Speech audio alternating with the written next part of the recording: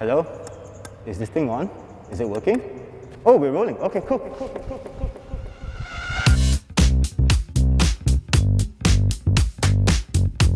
Hey guys, I missed you. I don't know if you missed me, but hey, I bought you a new car and it's probably the king of the road right now. No, it is not a Myvi, it's a Toyota Vios, but not just any Toyota Vios. It's a Vios with a body kit and a badge that has won them on. This is the Vios GR Sport. This review is brought to you by Petronas Premix 97 with Pro Race, power to move beyond.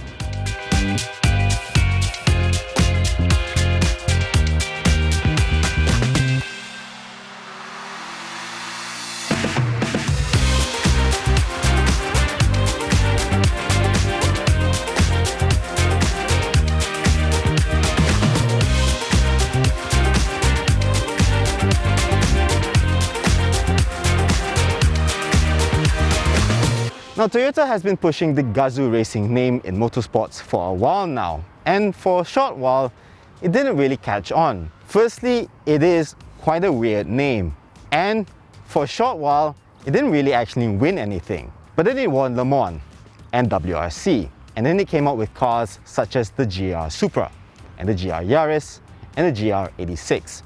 And now we have this. Well, actually, this isn't like any of those cars. You see, there are two types of GR cars. There's the full-fat GR models that are high-performance machines that you can thrash at the Nürburgring or any other circuit that you care to mention. And then you have GR Sport, cars that look cool but don't actually have any added performance. That's not to say that Toyota hasn't done any work to this car. It's just that the engine doesn't actually produce any more power. Still, the GR Sport is the top-of-the-line model for the Vios in Malaysia, and that means it is the most expensive. At 95,000 ringgit, this car is 7,000 to 8,000 ringgit more expensive than the Vios G, which has a similar amount of specs. As usual, the price is on the road without insurance, and it includes the full sales and service tax rebate because this car is locally assembled in Shah Alam. The Vios has recently gone through a facelift, and it's a pretty good one. Gone is that hideous smile of the previous model, replaced by this very sporty looking lower grille that gives it a very aggressive look, and it's tied into this slim upper grille and these lights, which are now LEDs for the first time, and they are now standard across the range. On top of that, the GR Sport model adds these deep chin spoilers and these fake air intakes are on the side, as well as this nice dark chrome trim over here. I think it looks really good from the front, and I think that these additions give it more than a passing resemblance to the GR Yaris, which is of course a good thing. The wheels are an inch larger than you find on the Vios G. They measure a massive 17 inches in diameter. But they don't really look so big over here because they have a full black finish. Even so, I think it looks really good and it really ties the car in together. Along the side, you have the GR badge on the front fenders, which look really good. You have gloss black trims on the door handles and the door mirrors. And then you have these side skirts with this 10-speed badge. Yeah, bro, that's what I'm talking about. This car, of course, comes with keyless entry, but the button to lock and unlock the car is only on the driver's side. There's none on the passenger side, which can be quite annoying. Also, this door is quite heavy, but the stays that hold the door aren't very strong. So, for instance, if you're parking the door on the slope, it can run away from you, which is not very nice. The back here, I'm not so sure about. There is a lot going on, from the skirting down the bottom, which has a diffuser built into it, to this black spoiler over here, and even the mustache thing that you have in the middle. It's just too much for me. I don't really like it. The rest of the car, great, but here, nah.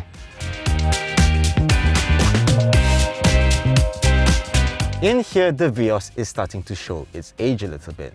Now, the build quality is actually pretty good, and I think it is actually better than it is in the Honda City. So if you knock on the plastic, it feels very solid and there's no misaligned panels or anything.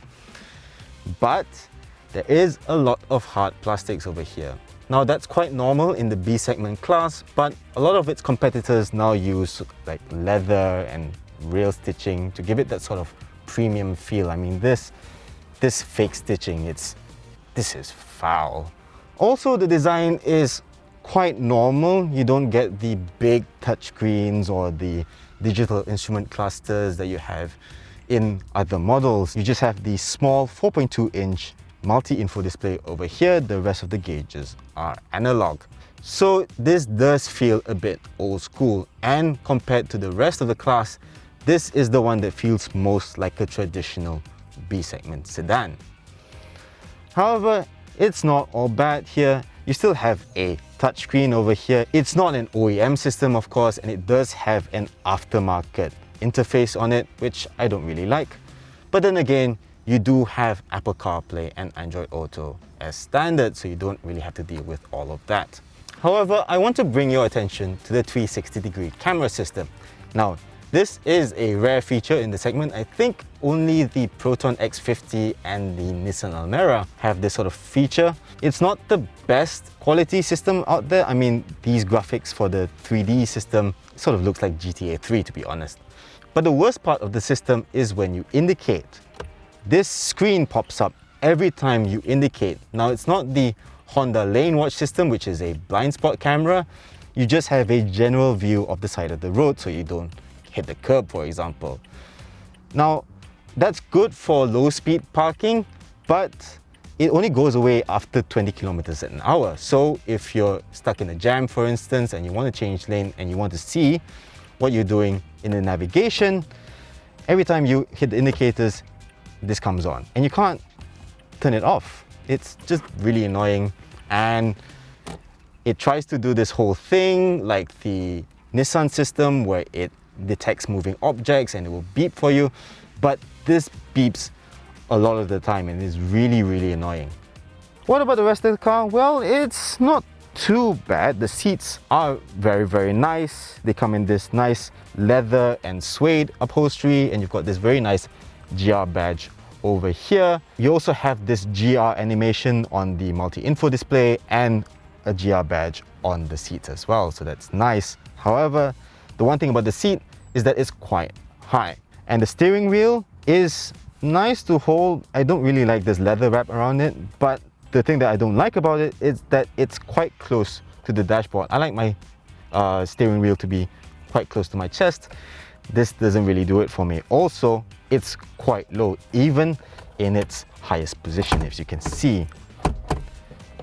As for the rest of the stuff here, you've got all the toys that you want, really. You've got a auto-dimming rear view mirror, you've got single zone climate control, and you've even got a wireless charger in here. The only problem is that it takes up so much space in the armrest compartment over here that it doesn't really work that well. And while I'm at it, this armrest cover is so annoying because just the slightest tap will cause it to go back down. I mean, come on, what is this? Now don't get me wrong, this is still not a bad place to be, and you've got all the toys that you would expect in this price range. It's just, I would just like to see a little bit more. Back here, you're not going to find these segment levels of legroom over here like you find in the Honda City, but it's still not too bad. I've got plenty of legroom, as you can see, with the seat set to my driving position. And by the way, I'm 173 cm tall.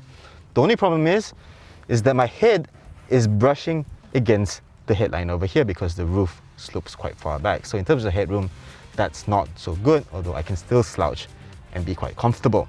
Also, this car doesn't have aircon vents in the back, unlike in the Honda City, but you do have two USB ports down here for charging. The boot, by the way, is a decent 506 liters big, although the seats do not fold all the way flat. Now, let's go for a drive.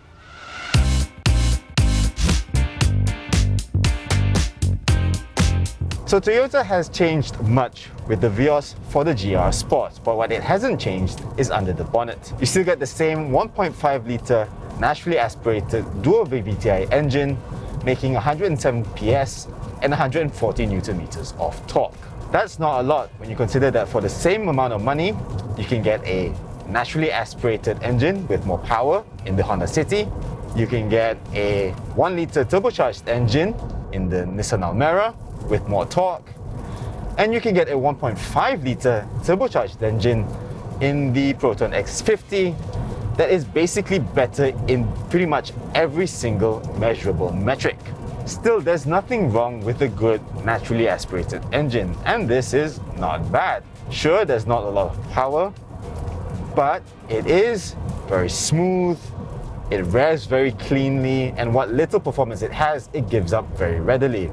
There's actually quite a bit of torque at low RPMs. It's also a good job that the CVT transmission, which I'll get to later, is actually not too bad. It's quite responsive to your inputs, so you don't really feel like it's struggling. The only place when it struggles is when you're going up a hill.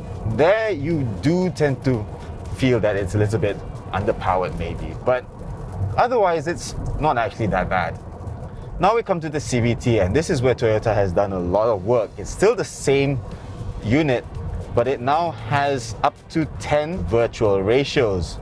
You might be thinking, oh, it's got 10 speeds, it's like a Lexus LC500. But no, it isn't.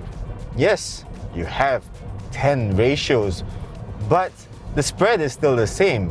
When you're going at 110 kilometers an hour, you're still going at about 2000 RPM. So this isn't some leggy like transmission that you can just cruise around in. It's just a normal CVT, just with 10 speeds. Now it still behaves quite normally in normal mode. You still have to press the button over here to access those 10 speeds. You can also change your gears through either the pedal shifters over here on the steering wheel, as well as the gear lever down here. There is a lot of gear shifting happening if you're using the pedals. The shifts are actually quite sharp, more so than the Honda City, and it does actually give you that kick at the back when you're pressing on the pedals, for instance. And like I said earlier, the CVT does respond quite quickly, although you can sort of catch it sort of unaware, so there's that. And when you're in sport mode, it sort of holds on to the revs a little bit longer, so if you're, say, downshifting into a corner, it'll sort of hold that before it shifts up. So this is quite a good CVT, but for all its, retuning and all of that, this isn't a fast car.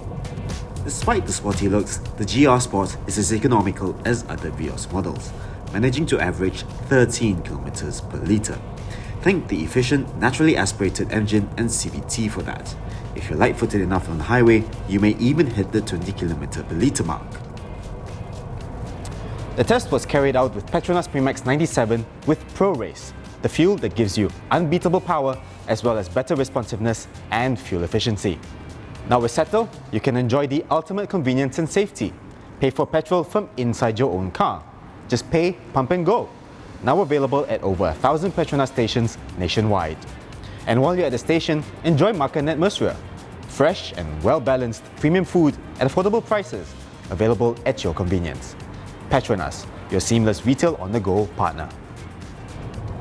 When you're driving along normally, the Vios is actually quite a refined car to be in, especially thanks to the acoustic glass windscreen that you have over here. The engine is quiet when you're not pushing it, and there's not a lot of wind noise, although because this rides on high-performance tires, there is quite a bit of road noise at speed. Toyota has also retuned the suspension, partly to give it a sportier ride, but also to fit those huge 17-inch alloys. Now the normal Vios rides very softly, it's very comfortable. In this car, there is a little bit of firmness, probably due to the larger wheels and of course the stiffer suspension. Even so, this is very comfortable. There is a little bit of firmness, like I said, but on the whole it still deals with bumps very well. And of course, because it is that little bit stiffer, when you're going over larger bumps at higher speeds, when you're going over rough roads, it sort of keeps its composure, it doesn't bounce you around, so that is a very good thing. Man, these B segment cars really ride very well these days. Now, this being a GR Sport, you would expect it to handle very, very well. I mean, Toyota talks a very big game about this car's handling. And there are some very good points. There's not a lot of body roll, it feels composed through the corners, and with these Toyo Proxys TR1 tires, it does hold the road very well. But, and there's a very, very big but, the steering is completely dead. Completely. Firstly, it's very slow. It takes much more lock than you think to make a corner. You'll turn in, you put some lock into it, and you realize that you're still not turning enough and you have to put in more effort to get it to turn. But that's not the worst thing. The worst thing is that it feels completely inert. There is a little bit of weight to the steering, but it doesn't change whether you are turning a little bit or you're making a big turn. In most cars, even with cars with bad steering, there is a little bit of build-up when you turn the wheel, so you always feel what the car is doing. But not here. It feels like I'm playing a video game, wearing oven mitts. And for me, it's the steering that really spoils the enjoyment that I have with this car. The suspension tuning is great. It feels so solid in the corners, but yet it's so comfortable at the same time. But I can't fully enjoy this car if this steering is completely disconnected from what the front wheels are doing. I'm sorry, I really wanted to enjoy this car, but I don't. Not as a driver's car. Safety-wise, the Vios GR Sport comes with autonomous emergency braking, lane departure warning, and blind spot monitoring. No, you don't get some of the more advanced features that you have on the City, such as adaptive cruise control and lane centering assist. However, the Vios' active safety features comes with more models. It goes all the way down to the mid-spec E, and the E costs 82,000 ringgit. The Vios also comes with 7 airbags and stability control across the range.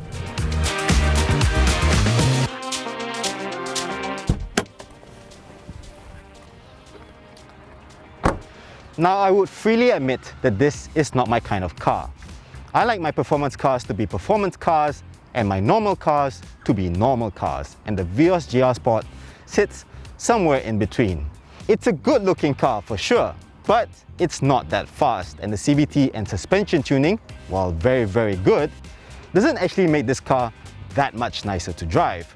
So if I was in the market for a Vios, this wouldn't be the one I would pick. But then again, I'm not the typical Vios buyer.